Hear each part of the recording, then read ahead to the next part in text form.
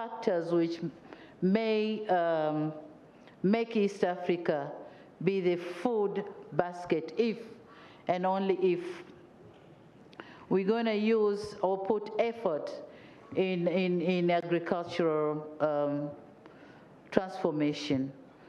But then there are some efforts done within the region, and here I would like to talk a little bit about Burundi. Burundi before, when Burundi wasn't peaceful and safe, they were not being able to produce in the farms.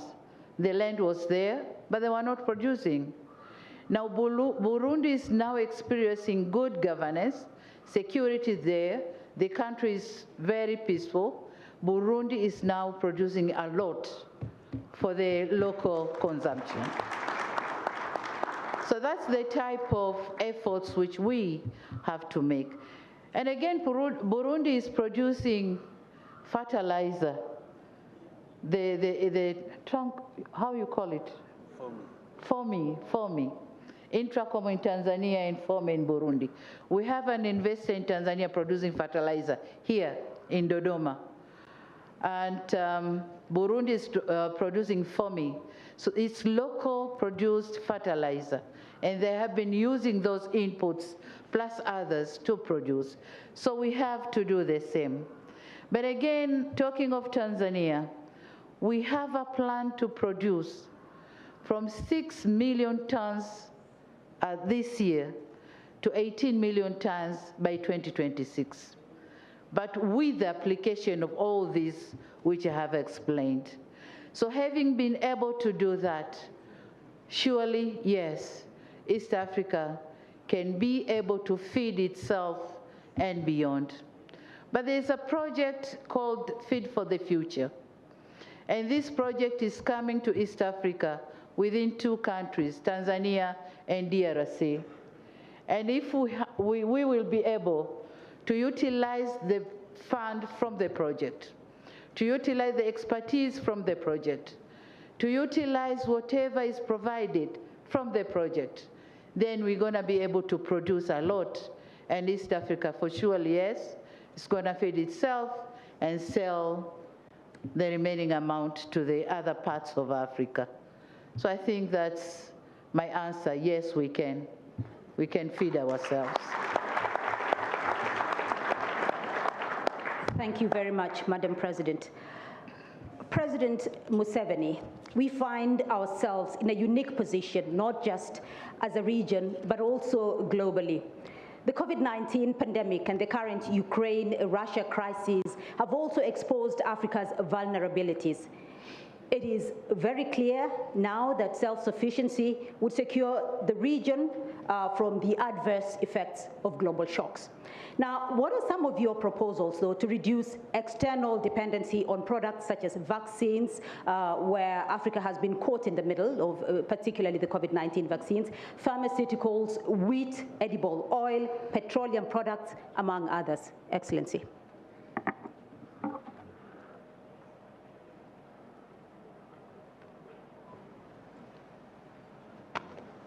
Your Excellencies,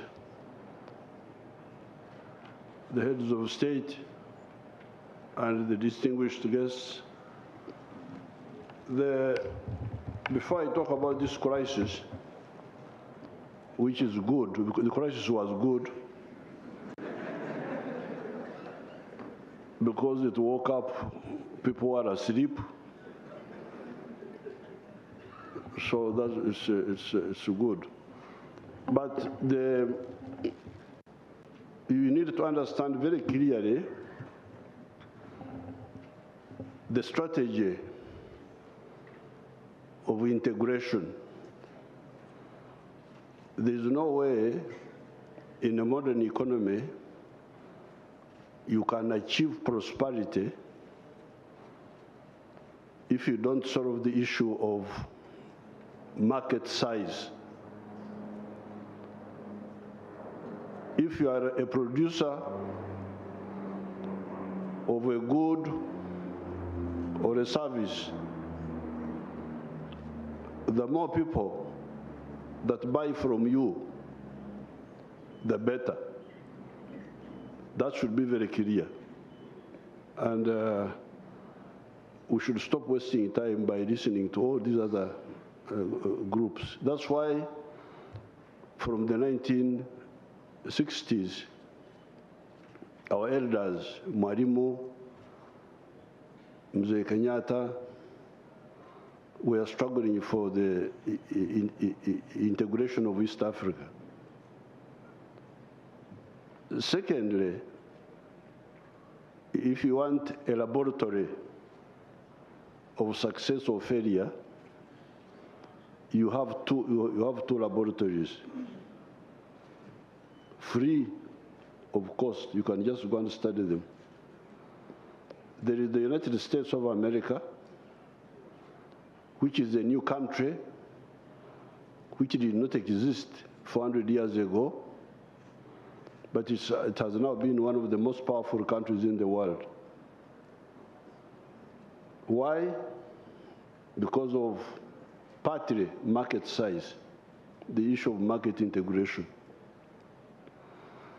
Neighboring United States, you have got Latin America.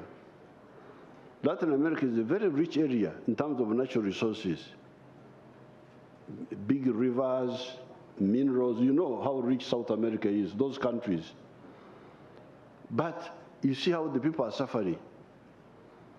They are always flocking to the United States to escape poverty. Why? Because they are disorganized. They are organized in such a manner that if you start a business in Nicaragua or Honduras or El Salvador, it can't succeed. The business will fail. And if the business fails, it means you can't create jobs, it means you can't progress. So really, it should be very clear that integration is not just politics, it is survival. It is survival, and it's not for the politicians. I'm very glad the private sector coming in. Finally, you are. Because if you look at the integration of Germany, the unification of Germany, before 1871, Germany was not one country. Germany was 39 kingdoms. Prussia, there were 39 of them. But they were united by the business people. There were business groups in Prussia called Junkers. They are the ones who said, no, we can't succeed, because if you try to go from Prussia to Saxony, because they were independent at that time, you have a tax. So they said no. They are the ones who made a revolution, backing Bismarck for the unification of Germany. So I see that you're also waking up. That's good. Now, on the issue, to add to what His Excellency Kenyatta said and what Her Excellency Samia said, all those points they made are very crucial. Infrastructure, the post-harvest, they are very crucial. But there's also the issue of policy. Policy can make things fail. That's what I want to add to what they said. You see, for instance, a country like Uganda easily produces food. In Uganda, it's not easy food is easy to produce. And in some seasons, we have a lot of maize. But when we have a lot of maize, we have a lot of this, we have a lot of that, then because of the what do you call them, NTBs, non-tariff barriers, then you find, like the other season, we had a lot of maize, we had a lot of sugar. It couldn't be sold easily in East Africa because of the NTBs. Now, because of that, the farmers left maize They went to other things. Now this year, oh, there's a crisis. But I have already left maize. Nilikuwa nafikiri kwamba hakuna soko, so niliacha mambo ya mahindi. So I think we should be very, very strict on the issue of, and the other time I told Her Excellency Samia how I had pressure from my inefficient rice growers. There are some people who are trying to grow rice in Uganda. I don't know why they grow rice. Me, I don't eat rice.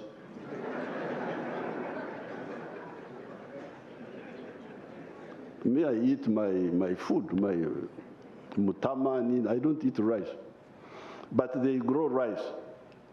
They try to grow rice. Now they're telling me, mpunga wa Tanzania umetuua. That Tanzania is producing a lot of rice, which is cheaper than their inefficient rice. So I should put a tax to stop Tanzanian rice from killing them. I said, please don't tell me that nonsense. If you can't produce rice cheaply within Uganda, migrate, go to Tanzania.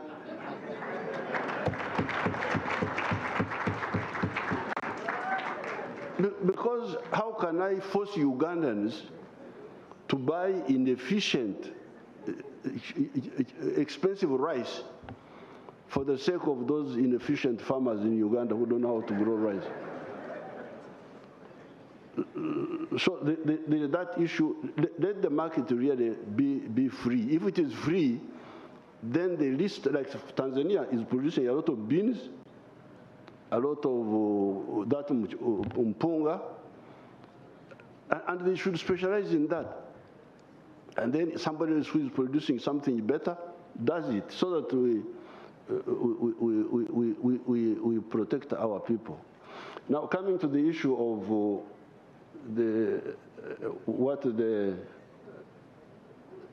that Chinese lady said. Yes, Excellency. Coming to the issue of the COVID-19 pandemic and its effects, as well as... I normally see her on the Chinese TV. COVID-19 and its effects on the continent, and... It has shown that if you are foolish, you die. So that's good. Because you know, I am a Christian, and as Christians we say, love your neighbor as you love yourself. So for me, I took it literally. But when Corona came, I approached many of my Christian friends. We are Christians. You send us vaccines. They said, please, you wait first. Said, then what happened to the Christian doctrine of loving your neighbor as you love yourself? So it's good that we had these crises. For instance, if you take vaccines, it's not just vaccines. In Uganda now, they have woken up. They are talking of the pathogenic economy. Pathogens, these germs and all those sicknesses, they are a problem, but they are also an opportunity. Actually, in Uganda, we had started quite a bit early. When we had AIDS, we built a factory to make ARVs for AIDS long ago, and it has been there all this time, and also malaria and so on. But now, we are upgrading that effort. We are doing the vaccines, doing the research. There's now a new trick of what they call finish and pack. That somebody should make the vaccine, then you come and pack it here. For us, we are doing the research from base, all the 9 stages, and we shall pack our vaccine, not other people's vaccines. So And these vaccines for human beings, corona, for all the other vaccines, and also for, if they are not patented, if they are patented, then we shall see how to negotiate with the patent holders. But also the vaccines, the therapeutics, the medicines, the diagnostics, all those must be made here. It's a lot of money. It's a lot of jobs also. Now, then you come to fertilizers. You come to the soap making, the palm oil. We have the capacity to produce all those, and we had started, but we are now moving in all those. Now, coming to the fuel crisis, the high cost of petroleum, that is also presenting another opportunity. Fortunately, in Uganda, we had already started manufacturing electric cars, electric vehicles. We had made prototypes long ago. We were not talking about the crisis, but as part of our transformation. So our vehicles are called Chira. Chira is the name for the Nile. That's what we call the Nile in our local area. And I was surprised to hear that when you hear His Excellency Salva Kiir, that actually it means Salva Nile. That is his name. That's correct. But that's what we call it in Uganda. We call the Nile Chira. And we are already making those buses, Chira buses. So we are now going to upgrade that system, that project of making electric cars, so that we really forget about, we minimize this fuel. We have petroleum, of course, in Uganda. We have found some petroleum.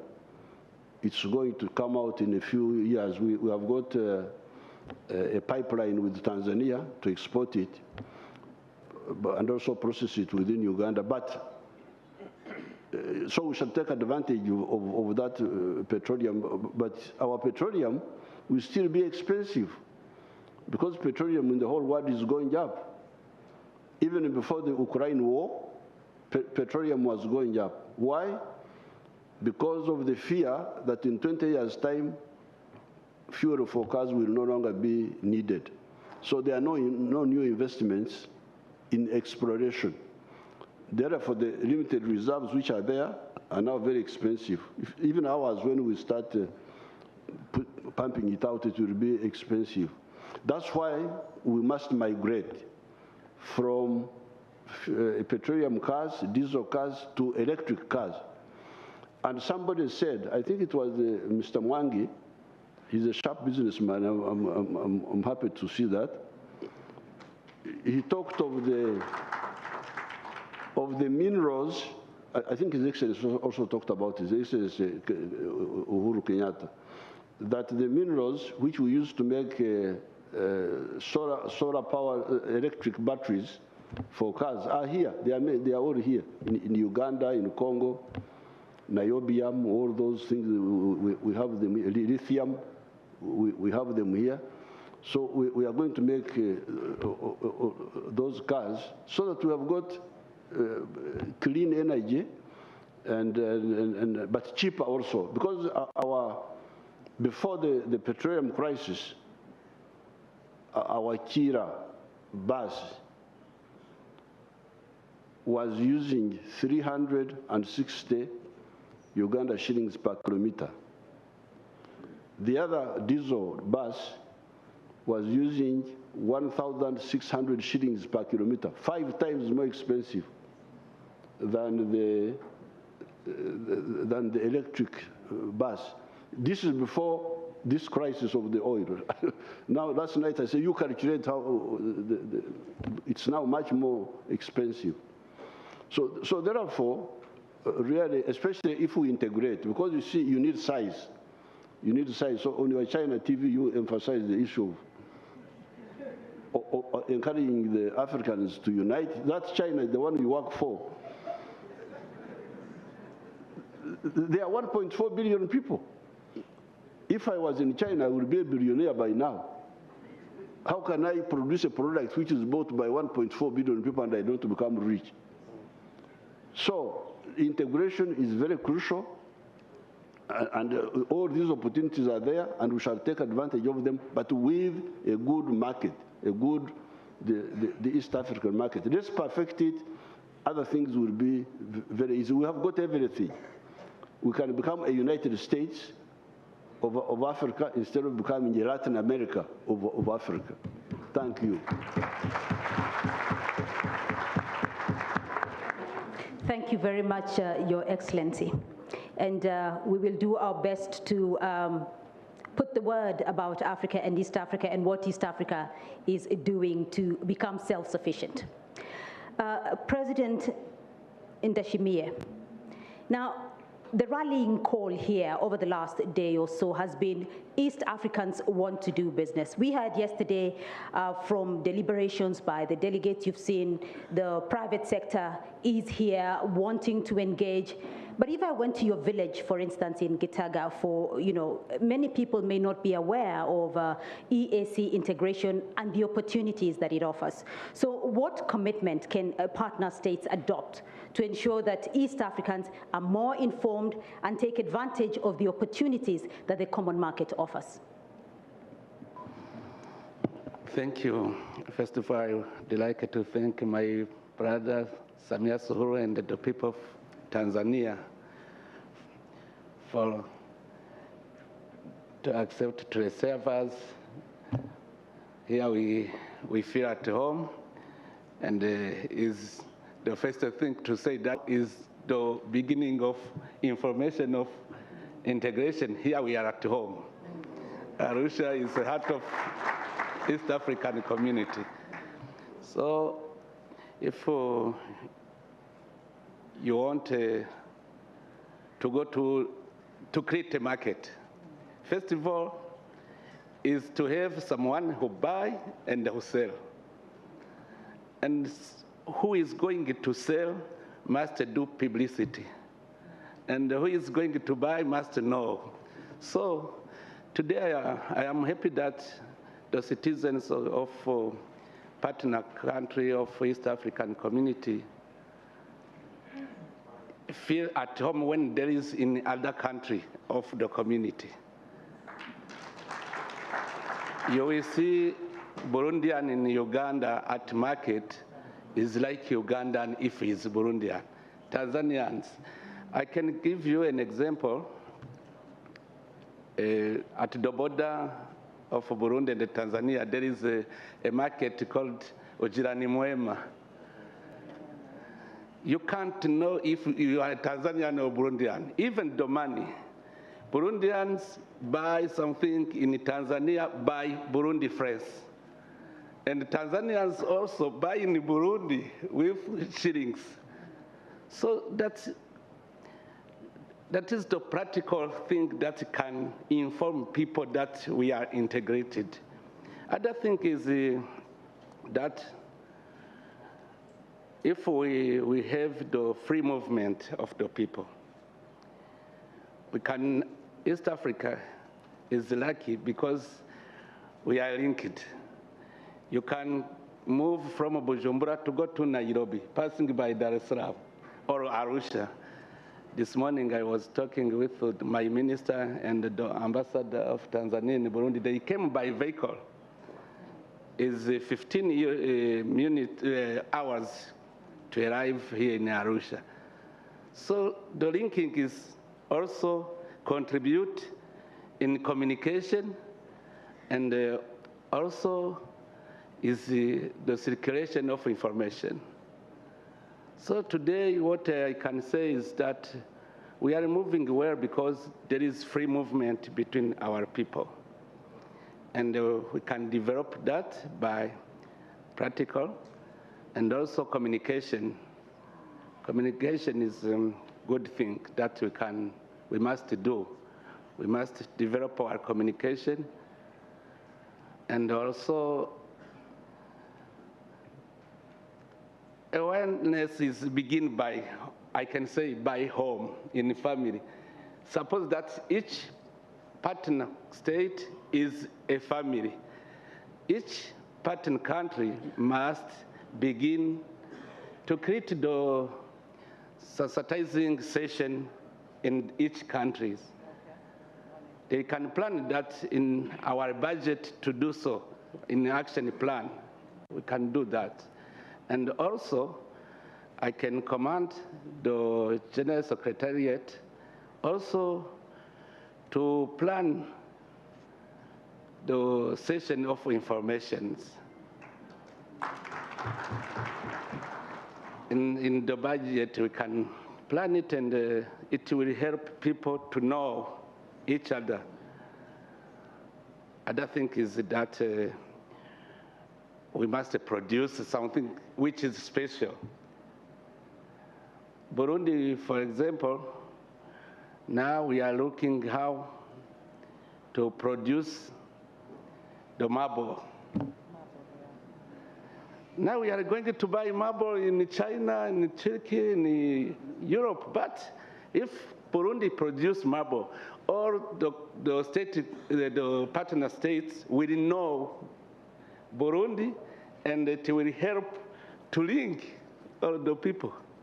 So also we must begin to work so that we can consume what we produce at home. It helps also. So I think that now we are at the good level when I compare other communities. For example, I see that it is not easy to go in Central Africa. We are a member of Central Africa Economic Community. But to go there, imagine I pass by Addis Ababa to go to Central Africa. There is others who pass by Europe to come to Burundi from Central Africa. So it's good that we begin to look how to communicate, because when people are moving, for example, when the bus have a problem, they go down, they meet other people, they talk, and they know each other. It's an advantage if we have lots of communication. So I hope that we will succeed together. Thank you.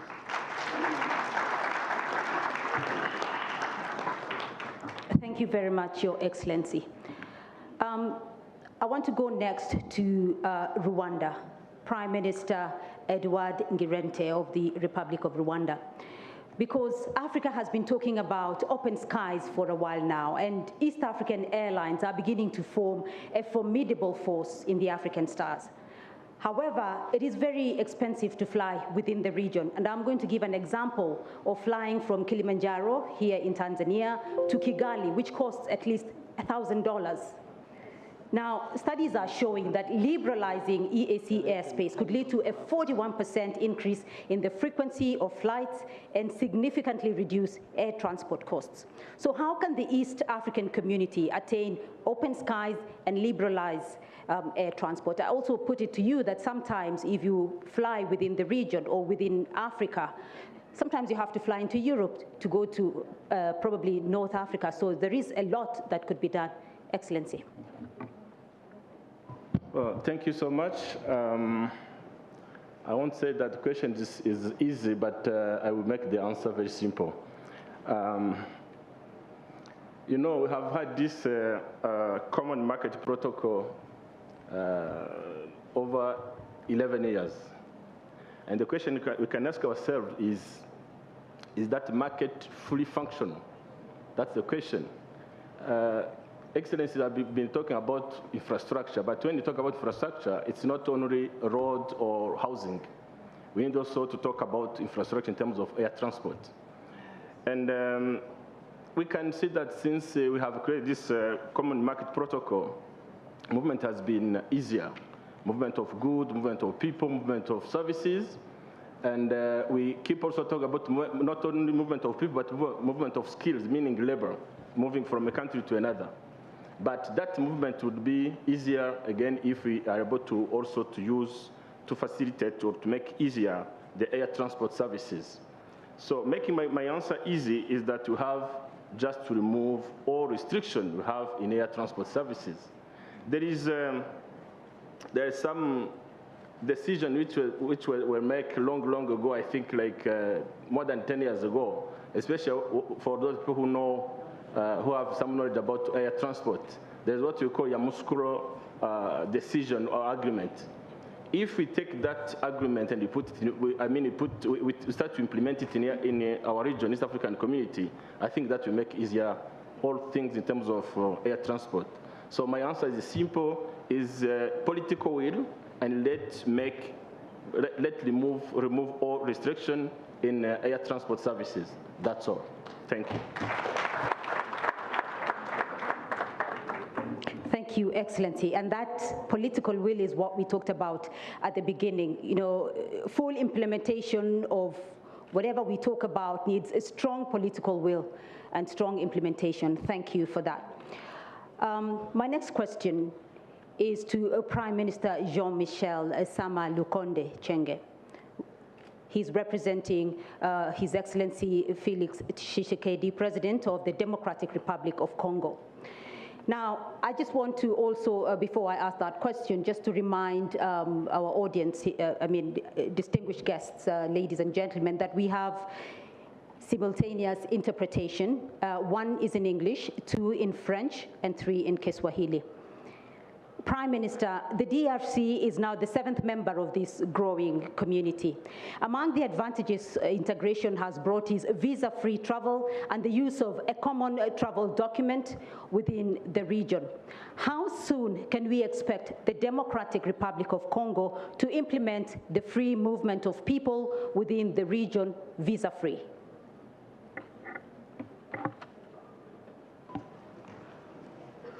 Merci pour la question. Permettez-moi avant tout de présenter mes salutations à son Excellence Monsieur Uhuru Kenyatta, président de la République. Mheshimiwa Kenyatta na ambaye ni mwenyekiti pia wa EAC. Vile vile na msalimu pia Mheshimiwa Samia Suluhu Hassan, Rais wa Jamhuri ya Muungano wa Tanzania, na Mheshimiwa Yoweri Museveni, Rais wa Jamhuri ya Uganda, lakini pia mwakilishi wa Mheshimiwa Salva Kiir Mayardit, Rais wa Jamhuri ya Sudani Kusini, na pia kando yangu kuna Mheshimiwa Evariste Ndayishimiye, Rais wa Jamhuri ya Burundi, na pia Mheshimiwa Edouard Guerente, Waziri Mkuu wa Jamhuri ya Rwanda, na pia mgeni wetu maalum kabisa Mheshimiwa Sheikh Mohamed Abdulrahman, Rais wa Shirikisho la Jamhuri ya Somalia, lakini pia Dr. Peter Mtuku ambaye ni Katibu Mkuu wa Jumuiya ya Afrika Mashariki, na hali kadhalika ni heshima kwamba kumwakilisha Felix Tshisekedi Chilombo, Rais wa Jamhuri ya Kidemokrasia ya Kongo, nchi ambayo imekubaliwa kuwa mwanachama wa jumuiya hii. Ningependa kutoa shukrani za dhati kabisa Jamhuri ya Tanzania na mamlaka za Tanzania kwa makaribisho mazuri na ya kidugu ambayo tumepewa mimi mwenyewe, lakini pia na ujumbe wangu. Ningependa nikiendelea na maelezo yangu nirejee tena shukrani zangu kwa waheshimiwa maraisi na wakuu wa nchi wanachama wa Jumuiya ya Afrika ya Mashariki kwa kutusaidia katika mchakato wa kuingiza Kongo kama mwanachama wa 7 wa jumuiya hii muhimu ambayo sasa ni jumuiya yetu. Na kama ilivyosema hivi karibuni, najisikia nikiwepo hapa ni kama nipo hapa nyumbani kwangu hapa Arusha, ni kama nyumbani kabisa. Ili nataka nirejee sasa kwenye swali lililoulizwa kwangu. Ningependa kwanza kabisa nipongeze maelezo yote yaliyotolewa hapa kutoka kwa waheshimiwa marais na wakuu wa nchi kuhusu umuhimu wa soko la pamoja, na hapa maelezo mazuri yametolewa kuhusu mzunguko huru wa bidhaa na watu. Ili kuhakikisha hilo, ni lazima kwanza kabisa tuwe na sheria zetu, nyaraka zetu. Kwa mfano kwetu sisi ambao ni wanachama wapya wa jumuiya hii, tumeona haraka kabisa tuidhinishe kabisa nyaraka zile ambazo zinahusika na soko la pamoja la Afrika ya Mashariki. Tulifanya hilo kwenye bunge letu na ilikuwa ni tarehe 29 mwezi Juni mwaka huu, na tumeamua kabisa kufanya hivyo, na tumefanya siku 10 kabla ya tarehe ambayo tulipewa kufanya hivyo. Kwa hiyo kwa namna hiyo kama tunataka kufikia malengo ambayo tunayo katika soko la pamoja, lazima tufanye haraka kupitisha nyaraka zetu. Lakini pia inatakiwa majadiliano miongoni mwa nchi wanachama wa Jumuiya ya Afrika ya Mashariki. Nataka kutoa mfano hapa, nikitaka kuzungumzia kuhusu mzunguko huru wa bidhaa na watu.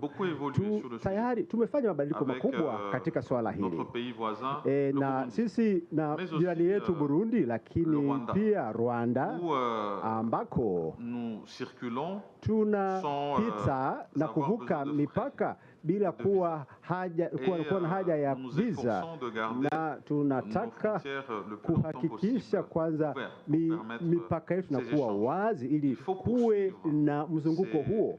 Kwa hiyo ni lazima tuwe na utaratibu kama huo na nchi zingine za Jumuiya ya Afrika ya Mashariki. Hilo linawezekana kabisa, kwa sababu sasa hivi tunafanya majadiliano na Kenya na Tanzania ili tuweze kuongeza mahusiano yetu, kufungua mipaka na kuhakikisha kuna mzunguko huru wa watu na bidhaa.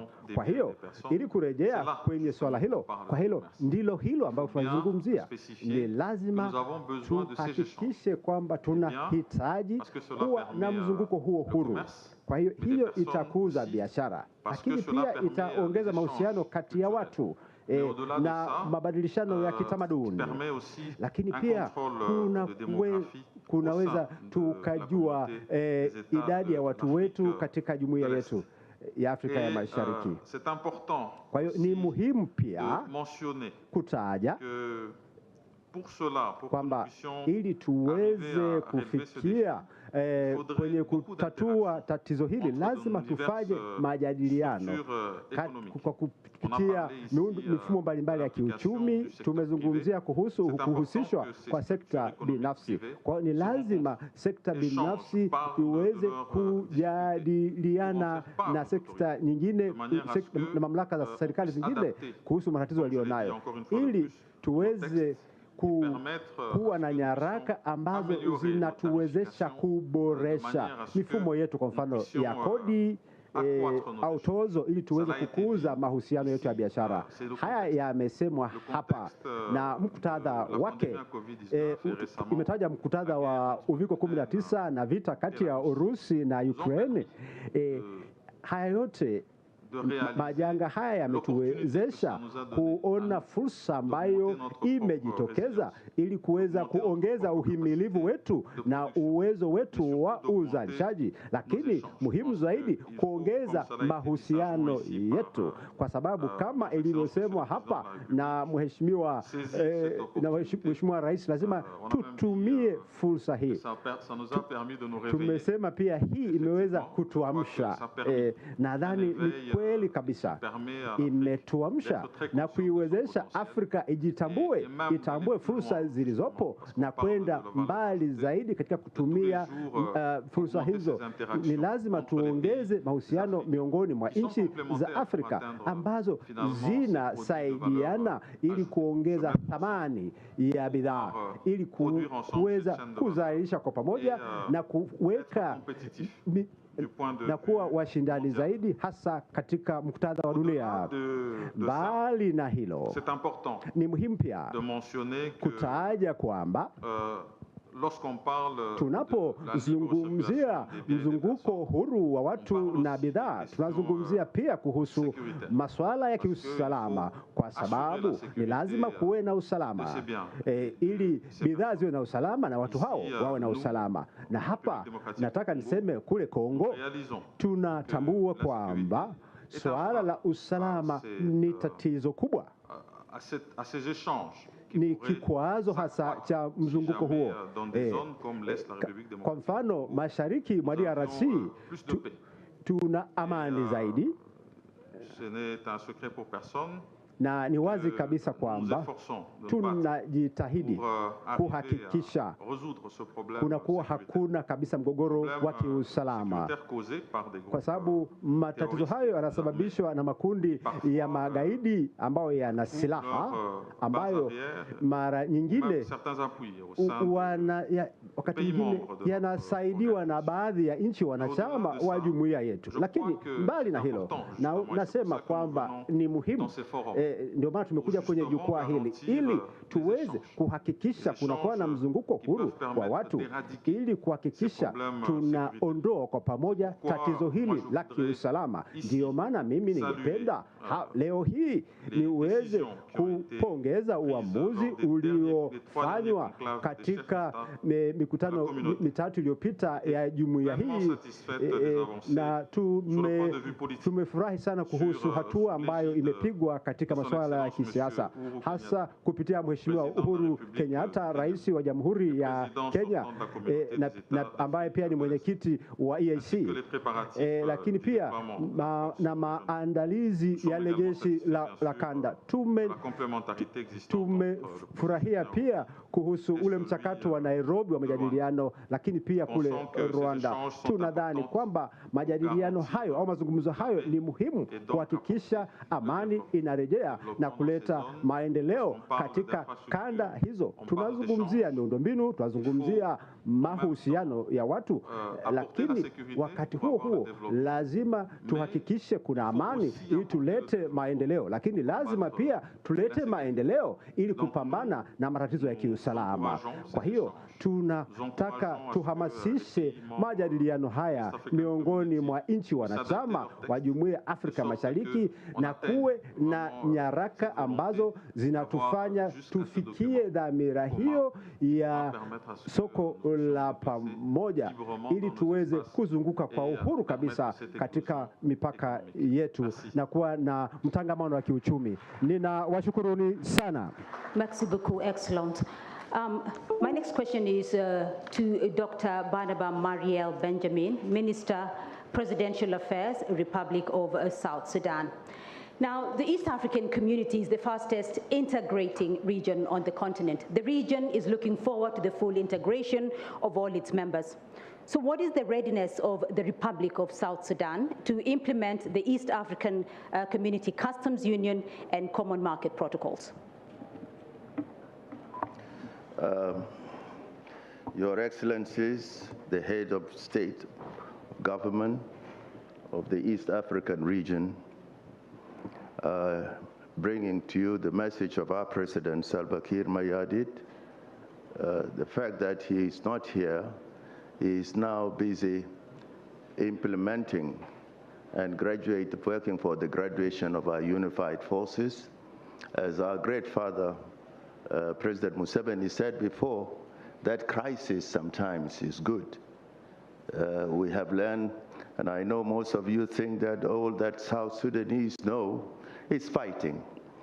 I think with the help of this region, the East African region, we are implementing our peace process in order to get stability so that development can start in our country. So he brings you all his greetings and best wishes for this great retreat of the East African leadership and people. Secondly, to President Samia Suluhu Hassan, Tanzania has been an original ground that has brought the good thinking within our political leadership in our country. And my president says, remind the Tanzanian people that our first leader, John Garang, went to school here in Tanzania together. They were in the University of Dar es Salaam with President Museveni. And therefore, and in addition, is also thanks to President Kenyatta, Jomo Kenyatta, who also facilitated our late leader, Dr. Garang, to come all the way, assisted him in Kenya. And it is this thinking that today is stimulated and generated the fight for our dignity and freedom. So I would like to transmit appreciation and thanks to the people of Tanzania, people of Kenya, and people of Uganda, for great effort they have done to see us today an independent state. Now, coming to Customs Union, we are a very young member within the East African region. But I have realized that it seems we were quite ahead in the area of integration. And with regards to Customs Union, what we have done so far, we have first been training our personnel through the help of the region in areas in the Customs Department officials. Now we have the National Revenue Authority, which has improved a lot the collection of non-oil revenue, as we call it in our country. These areas of training in all sectors regarding the rule of origin, the certificate of origin, simplified trade regimes that are required. And I think we have gone a lot. For example, in the movement of people. In fact, even before we became member of East African Community, a lot of our communities and a lot of citizens from Kenya and Uganda and DRC did not need in our country to come in with passports. They were moving freely, even during the days of the struggle. And as we speak now, there are large populations from these areas that had been moving freely into our country, as much as we from our country have equally been moving to these countries. In the area of education, we thank so much Kenya and Uganda, where most of our young people have been going to schools, to the university levels. I think we were looking forward. These students now are adults, they are running institutions, they speak Swahili better than anybody else. And I think this was looking forward into how South Sudan can become a part of the East African community. And I also extend, on behalf of my president, to these countries that has been helping us in the area of education. And as we speak now, we have already introduced in our syllabuses to teach the languages of Swahili and French in addition to English and Arabic. And in fact, my delegation was met yesterday by the Minister of Education from Tanzania here, and we were discussing it, and I was pleased when he said we will be willing to train teachers in Swahili, even our own. We are learning Swahili because we believe that South Sudan is a part of this community. Historically it is, practically it is, and our good Christian, our President Museveni was saying you do to your neighbor as you'd want to do to yourself. And I think this process is going, and I agree with him absolutely. In the area of trade, intertrade, in fact, we have already finished training of about 2,000 women at our border between Uganda and South Sudan. And these women, 2,000 of them, are small traders.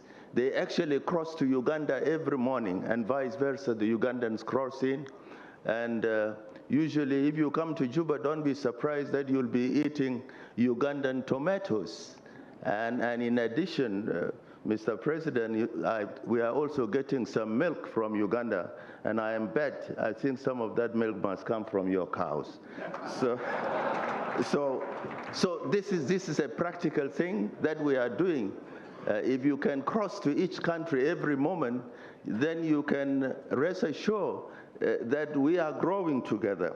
Also, we have trained about 500 women at Nadepal. This is our border with Kenya. And also they are doing the same. And I was pleased to hear what President Uhuru was talking about, our infrastructural connection. And about some 3 weeks ago, we were ready, in fact, we were able to open a very new bridge. We call it the Freedom Bridge, which connects the east and the west of the Nile. And this bridge is very strategic. It will make it possible for what President Uhuru was talking, that now building highways, which we have already started, it will be easy to cross from the east of the Nile to the west of the Nile, and that actually can, for future connection, the Cape Cairo Road with the highways we have started, so there will be no problem. There will be easy connection. And at the same time, we are connecting also with Uganda on the same premises. So in the infrastructural area, I think we have moved according to our ability. But this is because of the war that has been there. Otherwise, we would have gone far better. In the area of finance, as I speak to you today, we have moved in the financial sector. We have, for example, banks from Kenya. We have got the KCB. We have got Equity Bank. We have got a cooperative bank between South Sudan and Kenya. And this cooperative bank, it needed to promote the private sector in the area. I think this is a great thing. So today, if there's Equity Bank here, I can go because there is Equity Bank in Juba, for example. So financial institutions have moved. In our markets, there is no restriction for doing business, small businesses. If you come to South Sudan in our small markets, you'll find that at the lower level of even trade, the other citizens from the region, they participate too. They are allowed even to sell tomatoes and onions like the citizens in the area. And that's why I was wondering, I think we are moving, young as we are in the EAC, we have moved quite well in the area of integration. In the area of taxes, for example, these women who cross the border every morning, whatever they can bring in, up to 2,000 US is not taxed at all. And in fact, we are not even benefiting from the rules of the East African community in terms of taxation. If we were to do that, because our law has not yet been harmonized so that we can be able to do that, maybe we would have collected more taxes. But we are already working on that. Already our government has instructed the Minister of Commerce, the Minister of East African Affairs, the Minister of Justice, so that they can harmonize the laws so that we can begin to use our connection and make benefit of the East African regulations. The other issue I would really add is the fact that South Sudan, in terms of customs, you know, when we were joining the East African community, our citizens were telling us, now you are going there, what are you going to sell to this region? But our policy as a government, at the time we were saying, look, South Sudan is a virgin territory with enormous resources. There is no question about it. Whether they were minerals, whether they were agricultural products, whether it is wildlife, whether it is livestock, millions in livestock, for example. We are the second in terms of wildlife, and in per capita, in terms of cattle, South Sudan is #1 at the United Nations level. But we still cannot have milk because we haven't turned this, and therefore what James Mwangi was talking about, here is a virgin territory with a big land with only 12 to 14 million in it. The private sector has to come in. And I'm sure because we are getting signals from other countries, from the Middle East, they want a piece of land in South Sudan to grow products, organic products that they would want to sell in their own countries. So I am sure in terms of integration, Beatrice, I think we are moving in the right direction according to our capacity, according to what we can do. And being members of the East African community, I'm sure the capacity building programs in order to promote and build this great potential in this part of our region will be a benefit for all. To conclude, what I would like to say, I'm pleased to have realized that what has been said and what we have heard from our experts, from the Secretary General, Dr. Matuki, I think we are encouraged today. And what I can guarantee to you with the permission of your excellencies is that we are moving, and we are moving in the direction of integration, in the direction of common market, which will guarantee the future of this region. I thank you so much.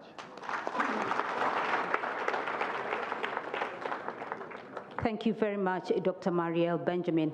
And with us today as well, ladies and gentlemen, we have the President of the Federal Republic of Somalia, His Excellency Hassan Sheikh Mohamud. I'd like to ask you a question, if you grant me the time, Your Excellency, because Somalia is our community's neighbor. What wisdom would you lend to the community as it reflects on their journey so far and looks to chart the road ahead to EAC Vision 2050? Excellency.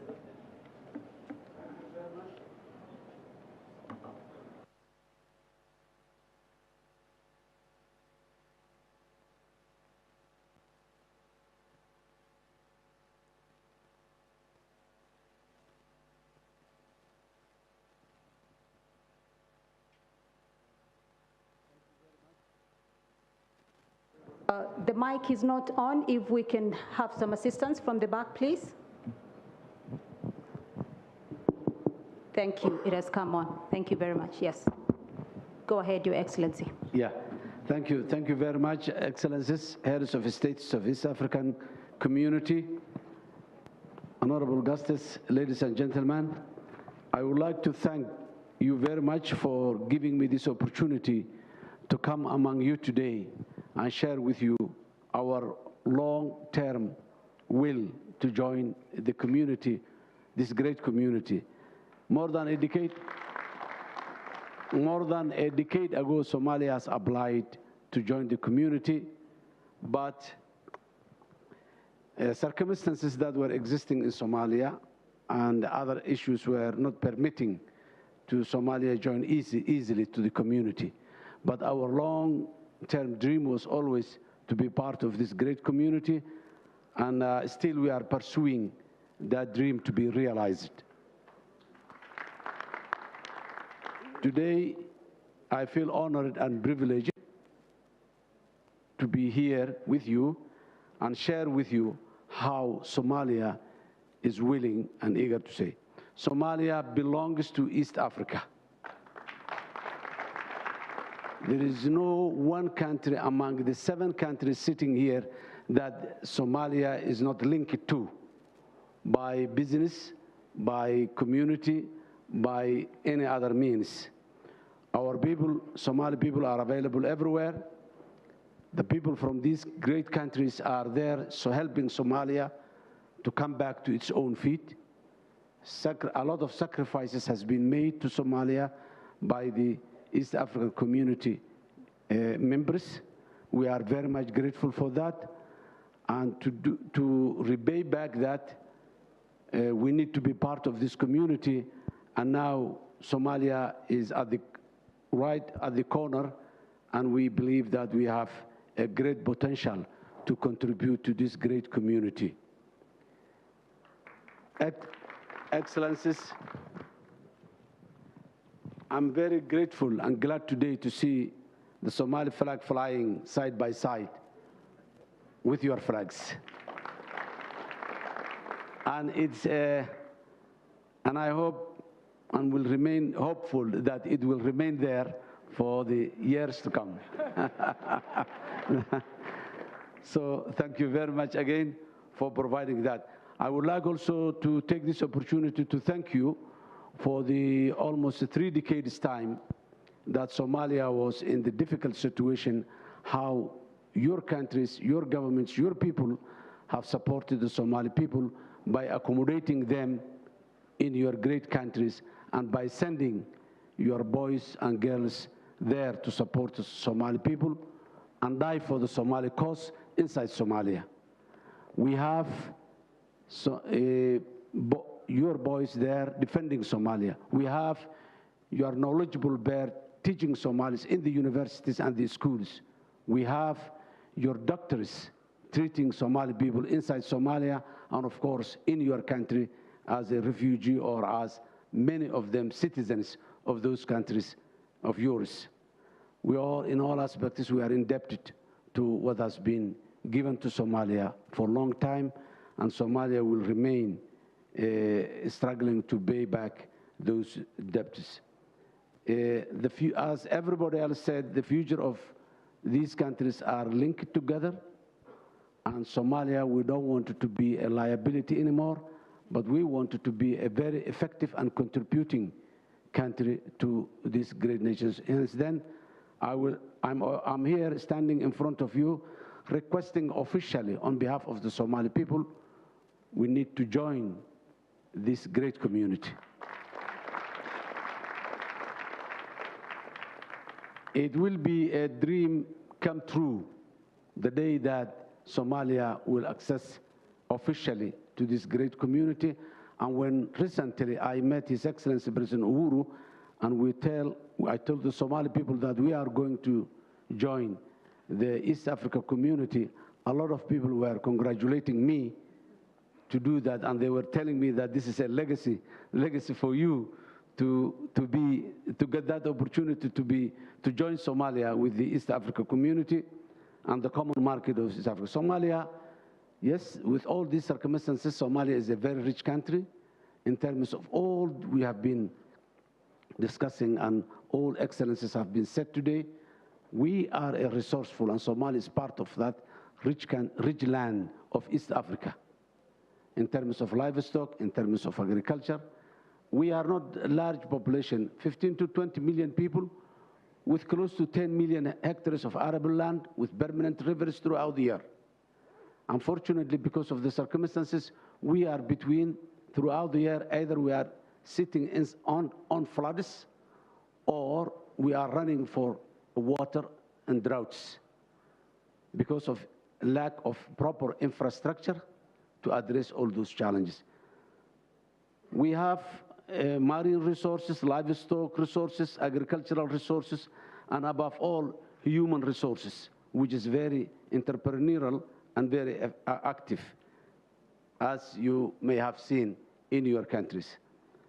I would like to reiterate again and again that this is a great community that many more countries will join, I hope, in the future. But Somalia, I want Somalia to be the first to join now, the 80th country to join the community. And I would like to say thank you again. It's a great honor and privilege for me to get this opportunity to be here, sitting with you today in this great house of East African community and the capital of East African community, Arusha. I would also like to be very much grateful for the warm welcome that I was given by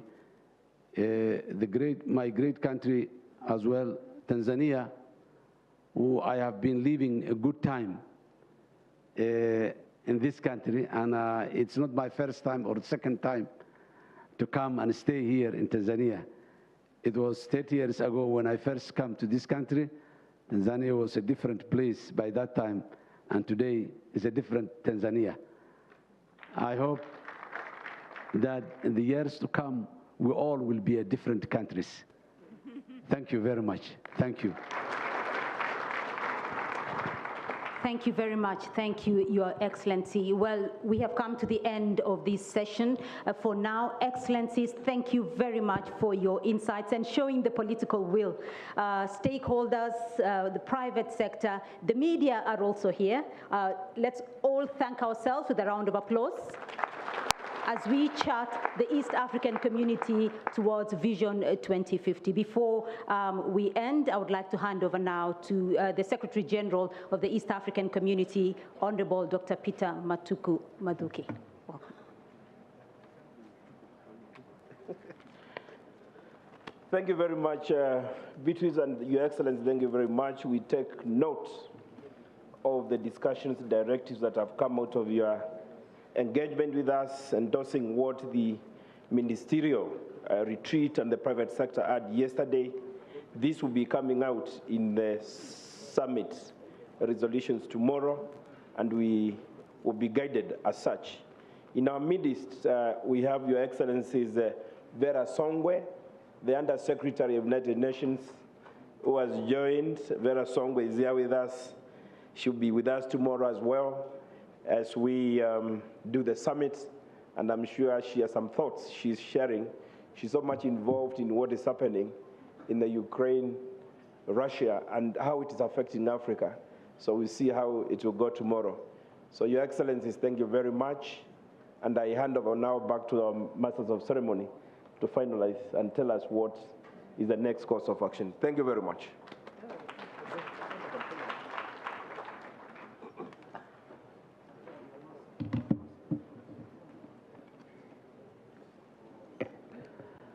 Ladies and gentlemen, thank you very much, SG, and thank you very much, Your Excellencies, and all the participants, contributions.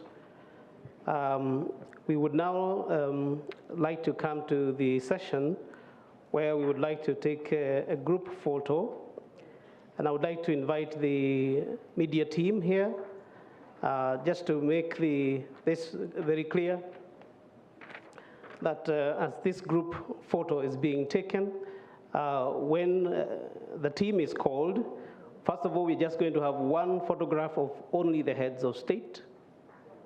And then we are going to have the second photograph, which is going to be heads of state and ministers of EAC affairs. And the last photograph, na mtazamaji wa TBC, ulikuwa ni mfululizo wa michango kutoka kwa wakuu wa nchi wanachama wa Jumuiya ya Afrika Mashariki pamoja na wawakilishi wa wakuu wa nchi hizo ambao hawakufika hapa, lakini wawakilishi wao wamekuwepo. Lakini wa mwisho kabisa kwenye michango hiyo alikuwa ni Rais wa Shirikisho la Jamhuri ya Somalia, ambaye yeye kwa ukubwa sana, Hassan Sheikh Mahmoud, amezungumza na ambavyo Somalia ina ndoto kubwa ya kujiunga na Jumuiya ya Afrika Mashariki, na akisema ndoto hiyo wanachokisubiri ni wasaa tu utimie ili ndoto hiyo iwe kweli, kwa sababu wao kama Somalia kama taifa wamekuwa na mwingiliano mkubwa sana na mataifa yote ya Jumuiya ya Afrika Mashariki, kuanzia kwa watu wake na namna ambavyo watu wamekuwa wakiishi na kushirikiana na watu wa mataifa ya Jumuiya ya Afrika Mashariki. Hivyo wana kila sababu ya kujiunga kwenye jumuiya hiyo na wakatoa mchango uliochanya kwenye Jumuiya ya Afrika Mashariki. Lakini nikikurudisha tu kwa uchache kwenye yale ambayo yamezungumzwa kwenye mijadala hii, ikilenga hasa katika kuitengeneza jumuiya yenye kujitosheleza ama kujitegemea kwenye nyanja tofauti tofauti, kuanzia kwenye miundo mbinu, kwenye uhakika wa chakula, lakini kwenye mambo ya usafiri wa anga na mambo ya usalama kwenye mataifa yanayounda jumuiya hii yamezungumzwa mengi sana, lakini kwa uchache tu tukianza na mwenyekiti wa jumuiya hii, Rais wa Jamhuri ya Kenya Uhuru Muigai Kenyatta, yeye alisema kwenye swala la miundombinu ya barabara ni muhimu sana kuhakikisha mataifa haya yanaunganishwa ili kuwafanya wakazi wake wakafanya shughuli zao kwa urahisi na uchumi ukaendelea kukua. Kitolea mfano kwamba Kenya yenyewe imeunganishwa na Tanzania kupitia maeneo kama Namanga, lakini Taita Taveta, lakini kwa upande wa kule Somalia imeunganishwa kupitia Garissa, lakini pia Somalia, pia kwenye upande wa Sudan Kusini wameunganisha maeneo ya mpakani mwa Kitale kule, na hivyo wao wamekuwa ni mataifa ambayo kama Kenya limekuwa ni taifa ambalo ni la miongoni mwa mataifa ambayo yanapiga hatua katika kuhakikisha muunganiko huo unatokea. Na sasa kwa Tanzania, miongoni mwa barabara ambazo zinaunganisha taifa hilo ni hii ambayo itazinduliwa hapo kesho, ikiitwa zaidi kwa jina la Kenya ni Arusha bypass, lakini ni barabara ya Jumuiya ya Afrika Mashariki ndio jina ambalo ni rasmi zaidi. Kwa upande wa changamoto aling'amua baadhi ya mambo, akisema kwa wakati mataifa haya yakiendelea kukua kiuchumi, kuna ambao hawatapenda kuona kwamba jumuiya hii inaimarika, na hivyo watatumia kila hila kuhakikisha pengine kuna changamoto ambazo zinatumika kurudisha nyuma. Lakini zaidi na sasa wamemwalika hapo Rais wa Somalia ambaye anaenda kujumuika pamoja kwenye ile picha ya pamoja, na anaenda kukaa na wakuu wa nchi hizi za Jumuiya ya Afrika Mashariki pale meza kuu. Naam, nilikuwa nazungumzia sasa kwenye changamoto, akisema sasa uchumi kwenye haya mataifa usio wa kushindana kati ya mataifa na mataifa, bali uwe ni uchumi wa kusaidiana, yani ili kuhakikisha kwamba mataifa yote yanafaidika na rasilimali zilizopo badala ya kuwa laana hizo rasilimali zilizopo. Lakini kwa upande wa Rais Samia Suluhu Hassan, tupitishe anetendru yaliyosemwa na Rais Samia Suluhu Hassan kwa uchache tu. Naam, kati ya machache ambayo Rais wa Jamhuri ya Muungano wa Tanzania Samia Suluhu Hassan amezungumzia uwezekano wa kuongeza uzalishaji wa mazao kwa kutumia miundombinu mbalimbali, ambapo amesema ikiwa kwa pamoja katika eneo dogo, basi katika eneo dogo utahakikisha kwamba eneo ni dogo lakini uzalishaji unakuwa mkubwa zaidi. Na vile vile akasema endapo uzalishaji ili kuongezeka kwa uzalishaji, endapo nchi itajielekeza katika kilimo cha umwagiliaji, kwamba kama tukijielekeza katika kilimo cha umwagiliaji, basi uzalishaji nao katika nchi wanachama Jumuiya ya Afrika Mashariki utakuwa ni mkubwa zaidi. Kwa sababu kwenye hilo Anet ni kwamba ameelezea vizuri tu kwamba kuna misimu inatokea kwenye mataifa. Kuna mataifa yanapata mvua nyingi kwa nyakati fulani ama misimu fulani, lakini kuna nyakati mataifa haya pia yanapitia kipindi cha ukame. Sasa wakati wa mvua maji yamekuwa kipotea tu, hayavunwi kuna mipango ya kuyavuna maji. Sasa yakivunwa yale maji na yakaja kutumika kwenye skimu za umwagiliaji, kwenye kilimo cha umwagiliaji, uzalishaji wa chakula utaongezeka. Na vile vile kingine ambacho aligusia kuzuia upotevu wa chakula, hususan wakati wa mavuno, kwamba tutakapoweka nguvu kubwa katika Jumuiya ya Afrika Mashariki katika kuhakikisha tunazuia upotevu wa chakula, basi nchi wanachama Jumuiya ya Afrika Mashariki napo itakuwa itajitosheleza kwenye hilo. Anet, inaelezwa kwamba tafiti zinasema mazao kubwa yanapotea baada ya wakulima kulima, lakini wakivuna wakati wa mavuno, lakini wanapotoa yale mavuno kupeleka kwenye maghala ya nyumbani, kwa sababu maghala yenyewe si ya kisasa, lakini sasa wanapoyatoa kwenye maghala kupeleka sokoni, usafirishaji, hiyo miundombinu sio rafiki, lakini vyombo vya usafirishaji vyenyewe sio rafiki, na vile namna ya utunzaji, ndipo akamesema kwa mfano kwenye vihenge ambavyo vimekuwa vikitumika kwa huku, teknolojia za kisasa zinatakiwa kuwekezwa ili kuhakikisha kwamba uhakika wa chakula unakuwepo majira yote katika mataifa haya wanachama. Na hapo ndipo ambapo waligusia kwamba ni vema zaidi nchi wanachama kuendelea kujiimarisha basi pia kimiundombinu, ili kuhakikisha kwamba mkulima anapokuwa amevuna, basi moja kwa moja zile bidhaa inaweza kufika sokoni ama kufika katika sehemu ambayo inapaswa kuhifadhia. Kwa sababu kuna wakati mwingine mkulima amevuna, lakini mpaka afike sehemu anayotaka kuvuna, wakati mwingine tukitolea mfano bidhaa kama maparachichi ama nyanya, unajikuta barabarani kabla hata hazijafika sokoni, basi tayari zimekwisha haribika. Kwa hiyo tukizuia upotevu huo, ndio Rais Samia Suluhu Hassan anasema tukizuia upotevu huo kwa kuhakikisha kwamba tunakuwa na miundombinu mizuri, basi nchi wanachama Jumuiya ya Afrika Mashariki zitaweza kujitosheleza kwa chakula. Zoezi la kupiga picha limemalizika na sasa mwenyekiti wa jumuiya anaagana na wajumbe wa marais na wawakilishi wa marais akiwa anaondoka eneo hili. Lakini jambo lingine ambalo amelisema na mimi nimelifurahia binafsi ni kuhusu mgawanyo, yaani kuangalia maeneo yapi yanakubali aina gani ya mazao kwenye jumuiya hii ili watu wajielekeze zaidi kule, kwa mataifa yawekeze kwenye hayo maeneo ili soko leo ni humu kwenye haya mataifa wanachama wa jumuiya, kwamba kwa mfano kama mpunga labda unalimwa zaidi Tanzania, basi Tanzania ndio iwezeshwe zaidi, ilime zaidi, ikauze kwa wanachama wengine. Kama labda Sudani Kusini ndio wakulima zaidi wa labda mahindi, wao walime wayalete huku. Kwa hiyo ni jambo ambalo limekuwa ni kubwa na la aina yake. Salamu za kuagana hapo zinaendelea, mtazamaji, baada ya mkutano huu wa siku hii ya leo, ambapo umekuwa ni wa aina yake, hasa kwenye swala la mjadala ambalo limekuwa ni mjadala wenye tija na kubwa. Kwenye mjadala huu umekuwa ni zaidi ni kama somo lililotokana na mambo makuu mawili: mlipuko wa ugonjwa wa virusi vya corona uviko 19, lakini zaidi vita vya Ukraine na Urusi. Namna gani sasa kama mataifa haya ya jumuiya yanaweza kujitegemea pamoja na nyakati ngumu hizi ambazo zinakuwa zinapita. Unaweza kutupitisha sasa pamoja na kuangalia soko la pamoja, namna ambavyo linaweza kuendelea zaidi, kwa maana ya kuangalia zile changamoto ambazo zinalikabili soko la pamoja na kuangalia nini kifanyike sasa ili soko la pamoja ambalo lina zaidi ya miaka 10 liendelee kupiga mwingi, kwa maana ya kuendelea kufanya vizuri zaidi. Hakika tukienda kwa Rais Yoweri Kaguta Museveni wa Uganda, yeye kwenye hili ambalo melisema sasa ni kwa kiasi gani mataifa haya yatajitegemea. Kwanza aliulizwa kwenye swala la kiafya baada ya ugonjwa wa virusi vya corona kutikisa ulimwenguni.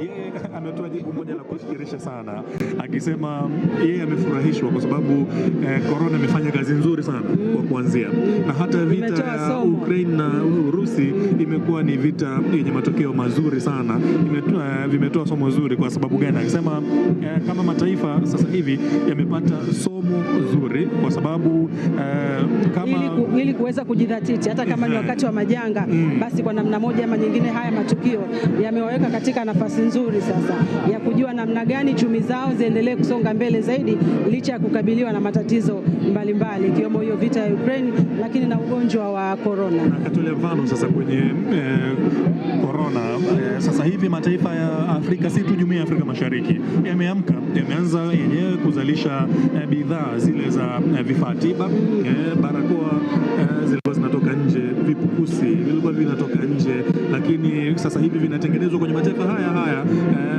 Kwa hivyo limewaamsha watu. Lakini jambo lingine kwenye mafuta, swala la uhaba wa mafuta, sasa hivi watu wamehama kutoka kwenye kuzalisha magari yanayotumia mafuta na sasa wanaenda kwenye magari yanayotumia teknolojia ya nishati ya umeme. Na vile vile Asheri Thomas, tumeona viongozi hawa pia wamehimiza kwamba sisi nchi wanachama Jumuiya ya Afrika Mashariki tusiendelee kukubali tu kwa tunataka bidhaa ziwe zinatoka nje, na wametolea mfano kwamba wakati mwingine unakuta mali ghafi ya kutengeneza bidhaa husika basi inatoka katika nchi zetu. Bidhaa inatoka kwetu na nchi duniani huko, baadaye inatengenezwa bidhaa ambayo pia inarudi katika nchi wanachama Jumuiya ya Afrika Mashariki na tunazinunua kwa gharama kubwa, wakati ukweli ni kwamba ile bidhaa ya kutengeneza malighafi imetoka Tanzania.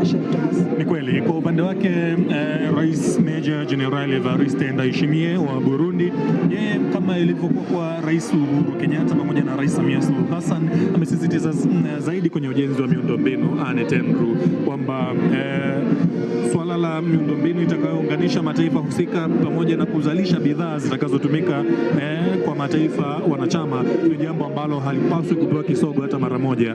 Akitolea mfano namna ambavyo taifa lake lina sasa hivi, kwa namna ambavyo limetumia fursa ya kuzalisha bidhaa ambazo ambazo zimekuwa zikitumika sana kutoka mataifa ya nje. Sasa wanataka kuzalisha wao ili mataifa haya jumuiya wanachama wakijua kwamba kuna bidhaa kama hii ambayo inazalishwa kwenye taifa la Burundi, basi iwe inatumika kwenye mataifa wanachama badala ya kukimbilia kwenye masoko yaliyoko nje. Muhimu zaidi akisisitiza kwenye ubora wa hizo bidhaa ili isiwe tu ile mradi wanachama unazalisha. Kwa sababu unaweza ukadhalisha bidhaa lakini inafika wakati ile bidhaa inapofika duniani sokoni inaonekana haina ubora. Kwa hiyo unabaki na bidhaa zako, kwa kunakuwa hakuna tija. Umefanya juhudi na malighafi ni ya kwako, lakini bado bidhaa uliyozalisha haina ubora. Ndio maana wamesisitiza kwamba tuhakikishe kwamba nchi wanachama bidhaa ambazo zitakuwa zinatengenezwa basi ziwe na ubora kuweza kuuzika katika nchi wanachama Jumuiya ya Afrika Mashariki, lakini vile vile na duniani kwa ujumla. Ndio, na nikikurudisha kwenye kile ambacho alikisema Rais Museveni, miongoni mwa jambo muhimu ambalo lilisema utashi wa kisiasa, utekelezaji wa sera ambazo ni za kufanikisha haya yote ambayo yamesemwa hii leo ni jambo muhimu sana, akitolea mfano swala la vikwazo visivyo vya kikodi, namna ambavyo vimekuwa vikirudisha nyuma wafanya biashara wa mataifa kutoka mataifa wanachama wanapotaka kwenda kwenye mataifa husika. Akitolea mfano, siku moja anasema yeye alipata malalamiko nchini kwake kwamba mpunga wa Tanzania unaua soko la mpunga wa Uganda. Akasema kwa nini? Akasema kwa sababu Tanzania wanazalisha mpunga wao, ukija huku wanauza kwa bei ndogo. Mnatakaje? Basi weka kodi kubwa ili wakileta huku washindwe kuuza mpunga wao. Akasema mimi siwezi nikafanya hivyo kwa sababu ni soko la pamoja. Kama mnataka na ninyi shusheni bei ili muuze kwa bei ya pamoja ama kwa bei ile watu washindanie ubora. Sasa bidhaa zikifika sokoni ushindani uingie katika ubora wa bidhaa. Tena nchi moja basi ndio kuweka vikwazo ili kukwamisha basi bidhaa kutoka nchi nyingine kuweza kufanya vizuri. Tunashuhudia viongozi wakiendelea kuondoka katika eneo hili. Na sasa anayefuata kuondoka ni Rais Evariste Ndayishimiye wa Jamhuri ya Burundi, ambaye anasalimiana sasa na Rais wa shirikisho la Jamhuri ya Somalia pamoja na mwakilishi. Ndio hapo namna ambavyo ni muhimu sana kwake kuweza kuingia katika shirikisho hili. Kama ambavyo tulizungumza tu mwanzo, ilikuwa ni swala la muda tu kusikia kutoka kwake akilinadi ama akilipigania taifa lake kuingia kwenye Jumuiya ya Afrika Mashariki, kwa sababu fursa ni kede kede, na kama alivyoainisha yeye, taifa lenye watu kati ya milioni 15 hadi 20 hivi, lakini fursa za kiuchumi ambazo ni nyingi sana, kwa maana ya kilimo, ufugaji huko upo aina yake, lakini rasilimali kama za madini yanapatikana kwa wingi kwenye taifa lake, akisisitiza zaidi hiyo idadi ya watu kwamba ni nguvu kazi ya kutosha ambayo inaweza ikachangia pakubwa maendeleo ya taifa la maendeleo ya Jumuiya ya Afrika Mashariki na jumuiya ikazidi kusonga mbele. Basi na shaka wakuu wa nchi wamemsikiliza yale ambayo ameyasema na watazingatia ombi lake Ashley Thomas. Na kwa ishara ilivyoonyesha baada ya mazungumzo, baada ya kuwasilisha ile hoja yake, utaona namna ambavyo wakuu wa nchi na wawakilishi wakuu wa nchi waliokuwepo meza kuu walivyokuwa wamejaa na bashasha. Kwanza kwenye usikilizaji tulimsikiliza kwa makini sana, na alivyomaliza wamemshangilia vizuri sana, na hasa kwenye zile pointi ambazo alikuwa anazitoa kila mara akizungumza kwa umuhimu wa taifa lake, ndio ilivyogusa hawa viongozi wakuu wa haya mataifa. Kwa kweli nadhani ni swala la muda tu kwamba na yenyewe Somalia itakapokidhi vigezo vilivyowekwa na yenyewe itakuwa ni mwanachama wa Jumuiya ya Afrika Mashariki. Yeye akisema Somalia ipo Afrika Mashariki, hivyo inalazimika iwepo kwenye jumuiya. Na akaitaja kama jumuiya ambayo ni jumuiya yenye uwezo mkubwa, jumuiya inayofanya vizuri. Kwa hiyo Somalia nayo itajisikia fahari zaidi itakapokuwa sehemu ya jumuiya hii ambayo anaiona kama jumuiya ya mfano. Hakika. Na tukienda kwa upande wa mwakilishi wa rais wa Rwanda ambaye ni waziri mkuu wa Rwanda Edward Ngirente, yeye kwa ujumla aliulizwa kuhusu uwezekano wa jumuiya hii kuwa na anga huru kwenye sekta ya usafirishaji